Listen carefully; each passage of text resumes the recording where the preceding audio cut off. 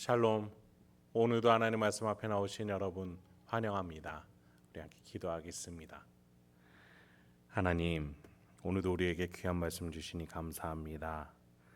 하나님의 말씀이 우리의 영혼에게 이 시간에 기쁨과 소망과 용기를 줄 수 있는 줄 믿습니다. 주여, 이 시간에 말씀이 깨달아지는 은혜, 마음판에 새겨지는 은혜 허락하여 주옵소서.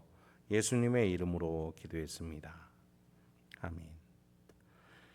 오늘 함께 살펴볼 말씀 이사야서 54장 1절에서 10절, 이사야서 54장 1절에서 10절까지 함께 살펴보도록 하겠습니다.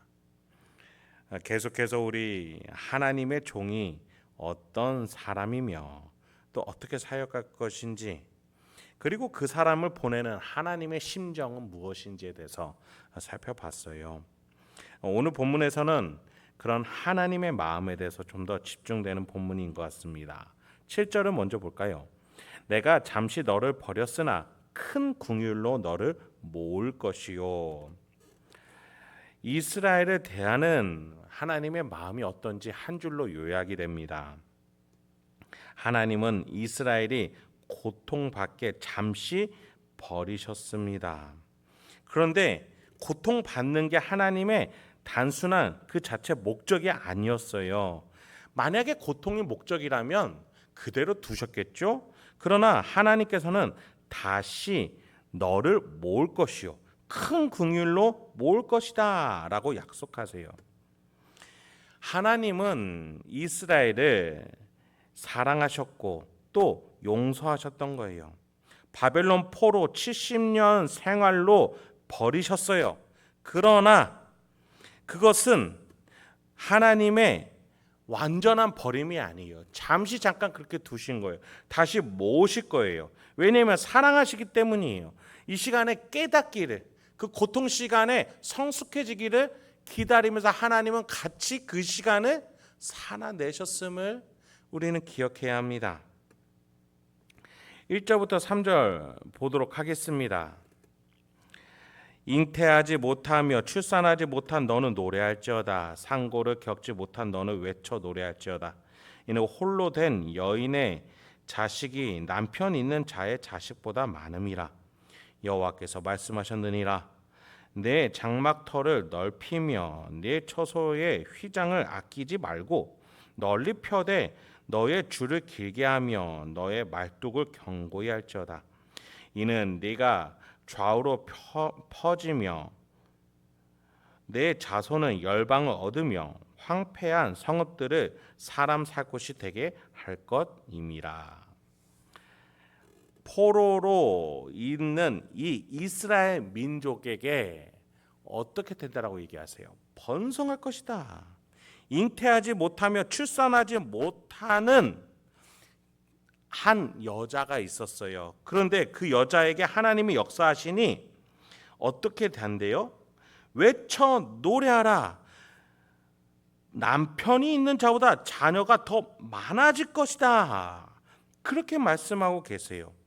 하나님의 놀라운 섭리가, 역사가 그렇게 다 죽어가는, 없어졌다라고 해도 무방비한 이스라엘을 향해서 외쳐 노래하라. 너희는 남편이 있는 자보다 더 많은 자녀를 낳는 여인처럼 될 것이다. 그 여인은 과부였고 불임의 아녀자였는데 하나님이 역사하셔서 놀랍게 번성케 될 것이다. 그 약속을 하고 계세요.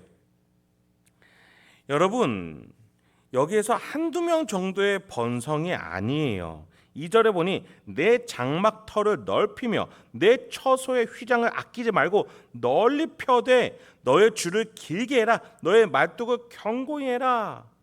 네가 좌우로 퍼지며 내 자손은 열방을 얻을 것이다. 황폐한 성읍까지도 사람이 넘쳐나니 살 곳이 되게 할 거다. 놀랍게 번성할 것이다 라고 얘기하세요. 여러분, 이 본문 통해서 기억나는 본문 있죠. 출애굽할 때에 70명의 야곱 족속이 200만 명에 거치는 대민족이 되지 않았습니까? 하나님이 역사하셨기 때문에 가능한 것이지요.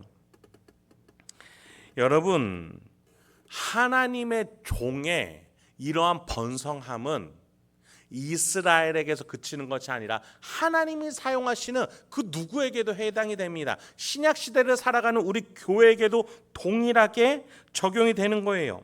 예수님은 그래서 하나님의 나라에 대해서 겨자씨와 누룩을 통해서 어떻게 확장되는지에 대해서 말씀하셨어요. 자고 일어났더니 온 땅에 누룩이 퍼져나가듯이, 자고 일어났더니 겨자씨가 나무가 되어서 어느새 이 겨자씨가 하루하루 자라서 원래는 새의 먹이밖에 안 됐었는데 새가 깃드는 나무가 되는 것처럼 어마어마하게 위치가 역전이 되고, 이 확장의 속도가 눈 깜짝할 새에 인간이 도저히 상상하지 못하던 그 과정과 시간을 통해서 이루어질 것이다. 이렇게 예수님은 말씀하셨어요. 여러분, 교회의 미래는 이 약속에 있어야 해요. 여러분, 한국 교회가 서구 교회처럼 점점 젊은이가 떠나가고 세력을 잃고 있는 거 사실입니다. 그런데 우리 눈앞에 있는 것으로 교회를 판단해서는 안 돼요. 하나님의 교회는 전 세계적이에요. 지구 반대편 아프리카와 중동에서 기독교는 기하급수적으로 늘고 있습니다. 하나님이 거기에 부흥의 손길을 역사하고 계세요. 하나님의 교회는 그곳까지 포함입니다. 여러분, 지금 내 눈앞에 교회는 힘들 수 있어요. 그러나 하나님의 역사를 바라봐야 돼요. 하나님의 나라는 내 시야에 있는 것만 하나님의 나라가 아닙니다. 곳곳이 하나님의 나라예요. 그래서 우리는 눈앞에 있는 상황만 바라보며 절망할 것이 아니라 하나님의 시야를 바라보며 하나님 나라의 이 확장성에 대한 약속을 믿으며 계속해서 교회를 지키고 복음을 전하고 사랑하며 또 선교사를 보내야 되는 거예요. 4절부터 6절까지 하나님은 고난받는 하나님의 종, 하나님의 교회에 대해서 이렇게 위로를 하세요. 두려워하지 말라, 네가 수치를 당하지 아니하리라. 놀라지 말라, 네가 부끄러움을 보지 아니하리라. 네가 네 젊었을 때의 수치를 잊겠고 과부 때의 치욕을 다시 기억함이 없으리니 이는 너를 지으신 이가 네 남편이시라. 그의 이름은 만군의 여호와이시며 네 구속자는 이스라엘의 거룩한 이시라. 그는 온 땅의 하나님이라 일컬음을 받으실 것이라. 여호와께서 너를 부르시되 마치 버림을 받아 마음에 근심하는 아내 곧 어릴 때의 아내가 되었다가 버림을 받은 자에게 함과 같이 하실 것임이라. 네 하나님께서 말씀하셨느니라. 하나님은 우리를 종으로 지칭하시기도 했지만 또 오늘 본문에 보니까 아내로 부르시는 것 같아요. 하나님은 우리와의 관계를 절대 포기하지 않으시는 분이에요. 우리를 사용하시고 우리를 통해 역사하는 그 명예로운 자리로 초대하시면서도 사용해서 다 사용했다고 버리는 존재가 아니에요. 아내처럼 정말 끊어질 수 없는 관계로서 우리를 부르고 계세요. 지금 이스라엘 앞에 당장에 바벨론 포로라는 위기와 어려움이 눈앞을 캄캄하게 만들어요. 그러나 하나님은 이 위로의 말씀을 통해서 이 시간을 버티게끔 동기부여를 주시는 거예요. 이겨내라고 말이죠. 나는 너의 주인이지만 너의 남편이다. 여호와 하나님은 결코 아내와 같은 너희를 버리지 않을 것이다. 이사야 선지자는 그렇게 말하고 있는 것이죠. 더 이상의 수치와 부끄러움, 놀람이 없을 그날이 올 거야. 그러니 바벨론 포로의 이 고난의 시간 잘 겪어내야 된다. 그 말씀하시는 겁니다. 여러분, 하나님의 용서는 단회적이에요. 무슨 말이냐? 한 번 용서한 것에 대해서 다시 끄집어내지 않으시는 분이에요. 용서하면 끝이세요. 그런 점에서 단회적이에요. 여러분, 우리가 반복해서 잘못할 수 있죠. 그러나 하나님은 그것을 또 지적하시기보다 그 잘못을 인자와 자비로 기다려주세요. 우리가 그것을 스스로 회개하며 절제하며 인내할 수 있도록 우리를 가르쳐 주시는 분이지, 계속해서 잘못한 것에 대해서 코치코치 캐묻는 분이 아니시라는 거예요. 그래서 우리가 방금 읽은 그 본문에서 하나님은 인자한 잘못한 아내를 계속해서 품어주고 용서했으면 거기에서 끝나고 앞을 바라볼 수 있게 해주시는 남편의 모습으로 우리에게 비춰주시는 거예요. 여러분, 우리는 과거의 죄에 매여 있으면 안 됩니다. 오히려 그 시간에 하나님과 더 사랑의 관계로 갈 수 있도록 그 십자가의 사랑이 얼마나 깊고 위대하고 통쾌하게 용서하는지를 우리는 경험해야 돼요. 마지막으로 8절부터 10절 읽으면서 오늘 설교를 마치겠습니다. 하나님이 이렇게 우리를 용서하시고 사랑하십니다. 제가 읽어드리도록 하겠습니다. 내가 넘치는 진노로 내 얼굴을 내게서 잠시 가렸으나 영원한 자비로 너를 긍휼히 여기리라. 내 구속자 여호와께서 말씀하시느니라. 이는 내게 노아의 홍수와 같도다.